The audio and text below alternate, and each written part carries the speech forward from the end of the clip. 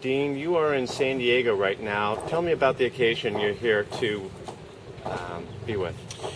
We have this great new program that we started.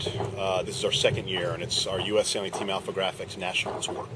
And the point here is that we're taking the team out on the road to 5 or 6 clubs a year. And the goal is to really go directly to the clubs and start connecting our team and our athletes with people in the sailing community. We feel like we've got a great story to tell, a great group of athletes, very personable, really hardworking, doing really well on the water. And we came up with this idea a couple years ago and said, hey, let's go out on the road a little bit. Let's do some outreach. And it's gone really, really well. I mean, I think this is our 6th or 7th event now, and we have a few more scheduled this year. And we're just moving our way around the country. And each one we try and tie in with a junior clinic in the day, followed by an evening event where we show some videos and we do some Q&A with the athletes, and they get to sort of introduce themselves to the local community. The success of the team Yep. seems like it's, I don't know, perhaps a three-legged table Yep. in some respects. You need the public interest. Yep. You need interest in the athletes. Yep. And you need the sponsor interest. But, as I think about it, I almost wonder if grabbing the public interest might be the most important aspect of it all, because they're going to be the reasons why the sponsors come on board. They're going to be the ones helping out the athletes. Yep. Trying to get the public to embrace this Olympic movement. I totally agree. Could be, and actually the three-legged table metaphor works really well. We actually we have a graphic that we sort of use internally where we talk about our key audiences. And one audience is the fans, and one audience is the sponsors, and the third audience is the donors. And in the middle of that triangle is the team.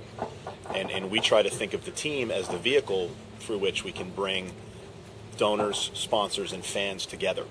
And you're absolutely right. I mean, having a greater and broader level of awareness of not only who our athletes are, but what classes they sail in and how well they're doing and what their prospects are. That just has nothing but positive impacts for all aspects of the program. And that's why we're doing so much. We're spending so much time and effort on connecting with the fans. We do the Facebook initiative. We're actively promoting the athletes on our website, and we're doing video, we're doing audio interviews, we're spending more time and money on that level of promotion than we ever have before, and we think it's working. I mean, the level of awareness is definitely going up, but we're not yet where we need to be. it's interesting because some of the classes, some of the equipment, that's using a Olympic term, some of the equipment is very popular in the United States. Right. Some of the equipment, not so much. Not so much. Yeah. You could make a good argument that people can embrace the star sailors. People can embrace the laser sailors. Radials. The radials. Yep. But probably some of the other events are more of a struggle in terms of getting people to know about. Well, they're a little more just not as broadly, used. They're not as popular. The 49ers is a perfect example. Skiff sailing is a great part of the sport, but it's nothing is as broad based as laser and radial sailing. I mean, that is one of the best parts of the sport from a participation standpoint. And in other countries, actually, the boards are as popular as lasers and radials, if not more so. Not as much in this country.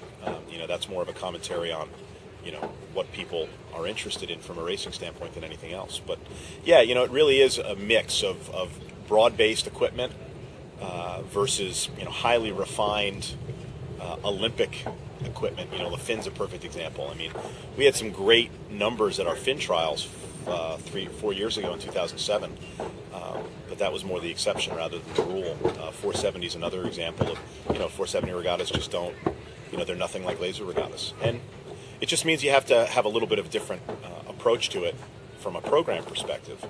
And we also use classes like the laser and the radial as real fundamental